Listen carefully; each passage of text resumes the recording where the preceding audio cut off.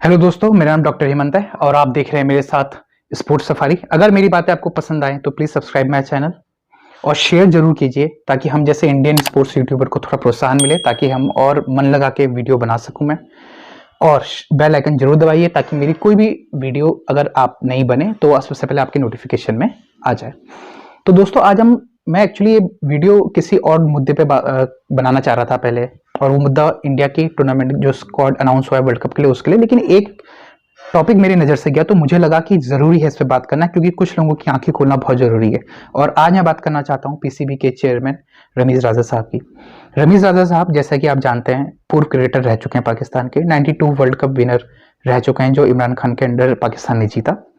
और ये आईसीसी के कमेंट्री पैनल में भी रहते हैं और बहुत अच्छे कमेंटर है। पर्सनली मुझे इनकी खुद की कमेंट्री बहुत पसंद आती है और ये आईपीएल में भी आपने इनको कमेंट्री करते हुए देखा होगा। तो इनका एक यूट्यूब चैनल भी है रमीज स्पीक करके, जो ये पीसीबी चेयरमैन बनने से पहले उस पर नॉर्मल अपने उस पर चलाते थे। ठीक, तो एशिया कप के फाइनल में आपने देखा होगा कि सारे बोर्ड ऑफिशियल मेंबर को बुलाया गया था, जिसमें हमारे सौरव गांगुली साहब भी गए थे, तो रमीज राजा साहब भी गए थे। मैच खत्म हुआ, मैच खत्म होने के बाद रमीज राजा साहब बाहर आए तो वहां कुछ जर्नलिस्ट थे, उन्होंने क्वेश्चन पूछे। पाकिस्तान के भी कुछ सहाफी थे जिन्होंने क्वेश्चन पूछे, इंडिया के कुछ सहाफी थे जिन्होंने क्वेश्चन पूछे। तो उसमें एक हमारे रोहित जुगलान भैया है, वो स्पोर्ट्स यारू से उनका ताल्लुक है, तो उन्होंने एक नॉर्मल सा क्वेश्चन पूछा कि सर, आपकी टीम फाइनल में हार गई है, आवाम डिसहार्टेंड है, क्या उनके नाम कोई संदेश है? तो इनका जवाब क्या आता है, आप गौर से सुनिए इस बात को। इनका जवाब आता है, आप तो इंडिया से हैं, आप तो खुश होंगे। अब मेरी समझ से मतलब ये बात परे है कि ये इस तरीके का आंसर आपने दे कैसे दिया। कोई एक्स क्रिकेटर होता, मैं मान लेता वो ये जवाब दे सकता है। कोई फैन होता, वो इस तरीके का आंसर देता इमोशन में, मैं मान सकता था। लेकिन आप पीसीबी के चेयरमैन हैं, आप एक जिम्मेदार पद पे हैं और आप एक ऑफिशियल भी हैं अभी वहां पे, तो आप कैसे एक नेशन को बीच में लाके बात कह सकते हैं? क्या पाकिस्तान फाइनल में हारा, क्या आपकी आवाम खुश थी? नहीं थी। सिर्फ पाकिस्तान की आवाम ही नहीं, हर वो बंदा जो किसी भी दुनिया के किसी भी कोने में बैठा है जो पाकिस्तान की टीम से अपेक्षा रखता था अच्छे मैच की, वो उस दिन डिसहार्टेंड था।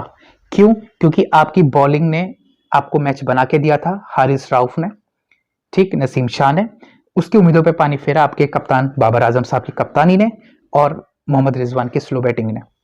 तो लोग डिसहार्टेंड थे सर। अगर आप इस पे पर्दा डालना चाहते हैं तो वो बात अलग है। एक्चुअली ये बात सिर्फ इनकी नहीं है, ये है इनकी, मैं आपको एक बात बताता हूँ, ये इनकी दोगलापंती की एक मिसाल है। अब मैं आपको बताता हूँ कैसे। तो इनका एक यूट्यूब चैनल है रमेश स्पीक, और मैं आपसे पर्सनली रिक्वेस्ट करता हूँ प्लीज जाइए उस चैनल को विजिट कीजिए और उसमें करीबन 1 साल पहले तक की, 1.5 साल पहले या 2 साल पहले की वीडियो जरूर देखिए। तो उसमें इनकी आप बातें सुनेंगे तो ये किस तरीके की बातें करते थे। ये इस तरीके की बातें करते थे कि पाकिस्तान की टीम में डेयरिंग लेने की क्षमता नहीं है, रिस्क लेने से डरते हैं, रिस्क फ्री क्रिकेट नहीं खेलते हैं, ठीक। और ये इनका स्ट्राइक रेट का प्रॉब्लम जो अभी चल रहा है उससे ये बात करते थे, मॉडर्न क्रिकेट में इवॉल्व होने की बात करते थे। ये कहते थे रिस्क लीजिए, रिस्क लेना सीखेंगे तब आप कुछ मैच जीतेंगे, कुछ मैच हारेंगे, लेकिन रिस्क लेना एक एबिलिटी है, एक टीम को, खिलाड़ियों को आनी चाहिए। तब अपने यूट्यूब में चैनल में बात किया करते थे। अब इनका ही दुगलापंती का मैं एक मुआयना आपके सामने पेश करता हूँ। ऑस्ट्रेलिया की सीरीज हुई अभी मार्च अप्रैल में, ऑस्ट्रेलिया 22 साल बाद आई। ये एक पाकिस्तान में क्रिकेट रिवाइवल की तरह था। क्यों? क्योंकि जो टॉप टीमें थी, for example Australia, England, south Africa, ये बहुत कम दौरे कर रही थी पाकिस्तान के, ठीक। पहले साउथ अफ्रीका आई, फिर जाके ऑस्ट्रेलिया आई। तो एक तरह से ऑस्ट्रेलिया का आना इनके क्रिकेट के लिए रिवाइवल था। वो इसलिए था क्योंकि ये पूरा एक संदेश था दूसरी दुनिया के क्रिकेट बोर्ड्स के लिए, जो सिक्योरिटी रीजंस के हवाले से कहते थे हम नहीं आएंगे। तो ये एक संदेश था कि जब ऑस्ट्रेलिया आ सकती है तो आप भी आ सकते हैं। तो ऑस्ट्रेलिया की टीम आई। सबसे बड़ी खुशखबरी ये थी पाकिस्तान की आवाम के लिए, क्योंकि वो अपने सुपर हीरोज को खेलते हुए देखना चाह रहे थे, देखना चाह रहे थे अच्छी टीमों के खिलाफ, बड़ी टीमों के खिलाफ अपने ही होम ग्राउंड्स में, क्योंकि इससे पहले ये दुबई या यूएई में खेलते थे, ठीक। अब पाकिस्तान की टीम ने होस्ट किया ऑस्ट्रेलिया को। 3 टेस्ट स्टार्ट में हुए, तीनों टेस्ट में, पहला टेस्ट रावलपिंडी में हुआ, ठीक। तीनों टेस्ट सीरीज का मैं आपको रिजल्ट बताता हूं। ऑस्ट्रेलिया 1-0 से जीत गया। लेकिन आप शुरू के जो 2 टेस्ट मैच थे वो रन फीस्ट थे। रन फीस्ट का मतलब है, आप यकीन नहीं करेंगे, आप सोच सकते हैं एशिया की किसी कोई पीछे मैच हो रहा है और बॉल टर्न नहीं कर रही 5 दिन तक, बहुत कम ऐसा देखने को जाता है। चलो मान लो टर्न नहीं कर रही है तो स्विंग और पेस या टू पेस विकेट हो वो भी नहीं हुआ।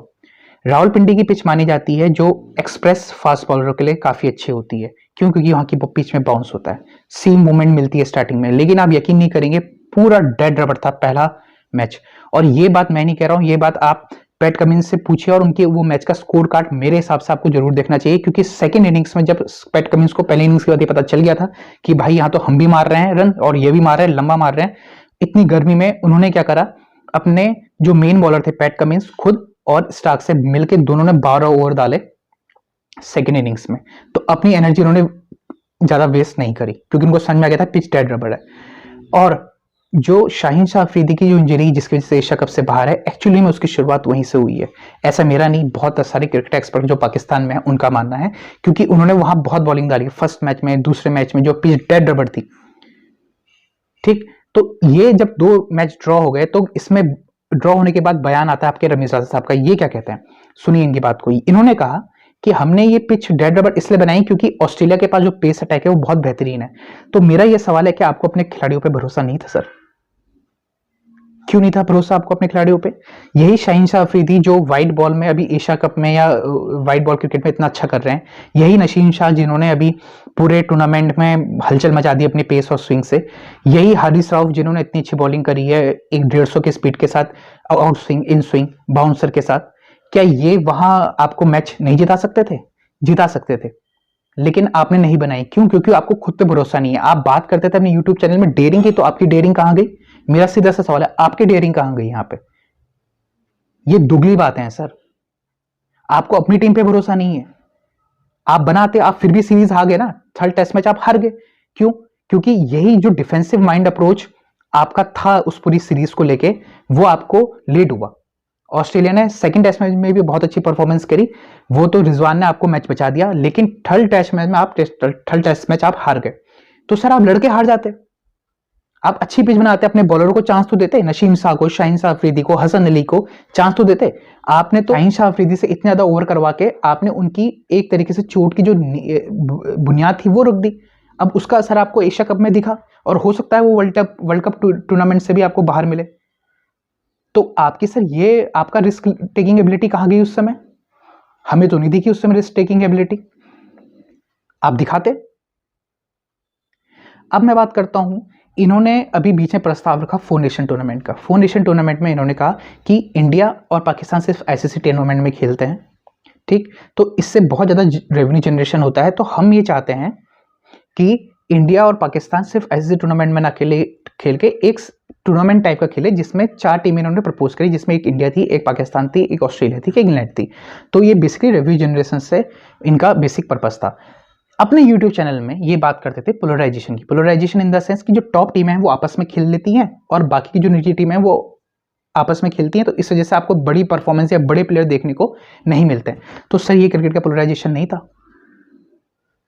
ये भी तो क्रिकेट का पोलराइजेशन था।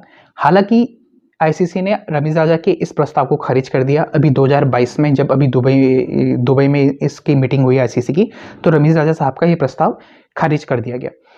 मैं ये मानता हूं 2 देशों के बीच टूर्नामेंट होना, अगर हो इंडिया पाकिस्तान के बीच में, या तो आईसीसी में हो या फिर बायलैटरल हो, ठीक। अब हमारे वहाँ इंडिया, हमारी गवर्नमेंट डिसाइड करती है, तो बीसीसीआई हमारे गवर्नमेंट के दिशा निर्देशों पे ही टूर्नामेंट खेलता है और ऐसा ही होना चाहिए मेरे हिसाब से भी, ठीक। तो मैं यहाँ पे बात करना चाहता हूँ अपने दोगली बातों की, कि आप एक तरफ कहते थे पहले पोलराइजेशन हो रहा है, आप फिर उसके बाद खुद पोलराइजेशन करना चाह रहे हैं, ठीक।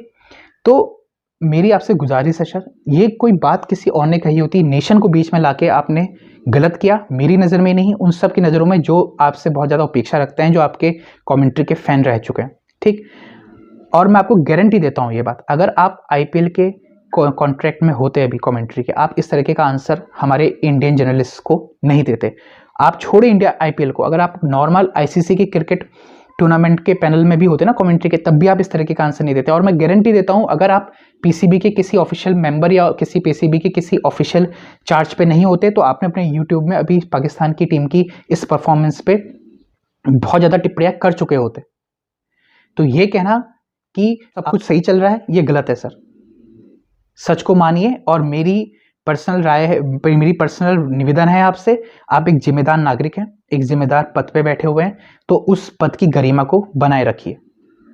बस इतना ही मेरा आपसे कहना है।